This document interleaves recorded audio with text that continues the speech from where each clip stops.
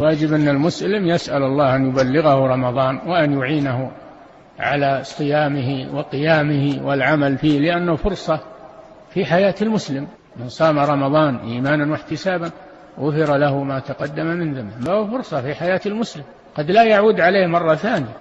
فالمسلم يفرح بقدوم رمضان، يستبشر به ويستقبله بالفرح والسرور، ويستغله في طاعة الله، ليله قيام ونهاره صيام وتلاوة للقرآن والذكر، فهو مغنم للمسلم.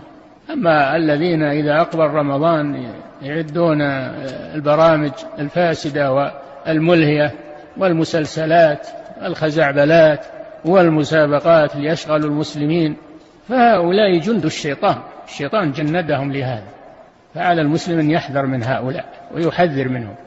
رمضان ما هو وقت له لعب ومسلسلات وما أدري وش وجوائز ومسابقات وضياع للوقت.